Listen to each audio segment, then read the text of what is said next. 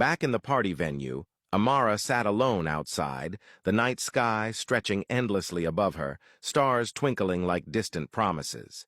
Her fingers grazed the smooth surface of her ring as she lifted her gaze, speaking softly into the quiet night, speaking to her mother. She whispered that she hoped her mother was watching from above, that she was at peace, and that she could see her happiness. Her voice trembled slightly as she admitted that she was engaged, that she was going to be Leeway's wife soon. Tears spilled down her cheeks as she marveled at the life she had been given, at the joy she had never imagined she could feel. She thought of Leeway, how he had stayed by her side through everything, how he had loved her, cared for her, and treated her like she was the only person in the world that mattered.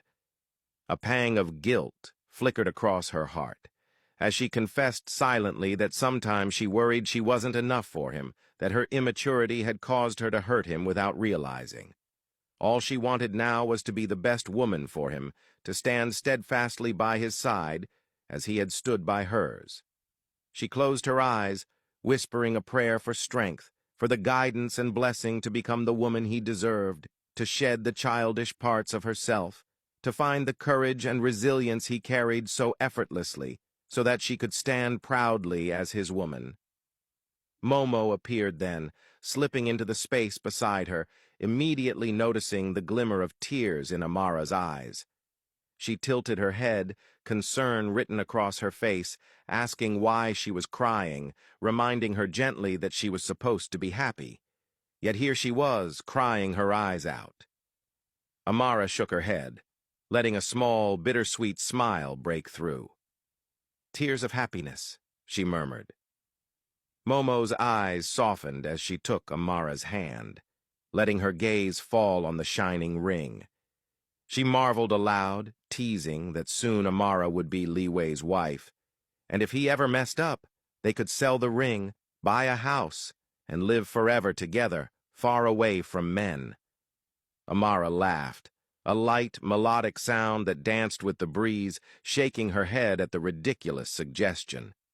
Momo smiled, pride and happiness glowing in her eyes, telling her how truly happy she was for her, how proud she was of the woman she had become, and how she was going to make an amazing wife while Leeway would be an incredible husband.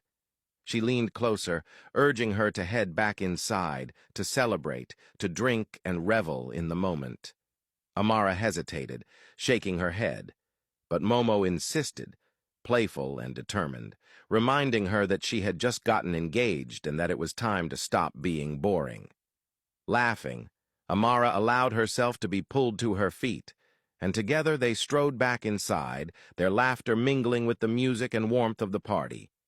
Meanwhile, Leeway stood alone in the hotel lobby, his eyes locked on a painting on the wall. His fingers hovered over the brush strokes, tracing them with reverence, connecting with the artist through the intimate details.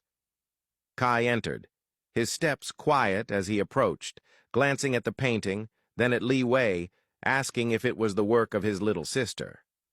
Leeway's gaze remained fixed, a quiet nod confirming it. He explained softly that he had arranged for the hotel to display her paintings in honor of her talent, that even though she was gone, her work deserved to be seen. Kai nodded, impressed that someone so young could create something so beautiful. Leeway added, his voice tinged with nostalgia and sorrow, that she would have been 21 now, Amara's age. And sometimes he wondered if the depth of his love for Amara was intertwined with the love he could no longer give his sister, the protection and care he would have lavished on her if she were alive. Kai, sensing the weight of his grief, placed a steadying hand on his shoulder, reminding him that she was in a better place, and that she would be proud of the man he had become. Leeway let out a soft chuckle, finally turning to meet Kai's gaze. His eyes held a gravity that made Kai pause as he asked him to promise something. Kai nodded, alert and ready to listen. Leeway spoke, his tone unwavering, telling him that if anything were to happen to him, he wanted Kai to care for Amara, to protect her as he always had. for she was now the only genuine family he had left, and he trusted Kai to keep her safe. Kai's eyes flickered, disbelief and concern mingling as he asked why Leeway would ask such a thing. Leeway's gaze remained firm, unblinking, pressing him for a promise. Kai hesitated, probing, asking what was going on, why Leeway would say such things. Leeway simply said that he would explain if Kai promised. A tense moment passed before Kai nodded, giving the promise, their eyes locking in silent understanding. Kai stepped closer, intent on asking again, when suddenly Ming burst out of the room, breathless and gasping, interrupting the moment. Leeway's concern snapped to full alert as he demanded what was happening. Ming, still struggling for air, stammered that Amara and Momo had been drinking too much and were drunk. Without a second thought, Leeway bolted toward the venue, moving with precision and urgency, leaving Kai standing frozen in the lobby, his mind racing, trying to understand why Leeway had said such intense, serious things.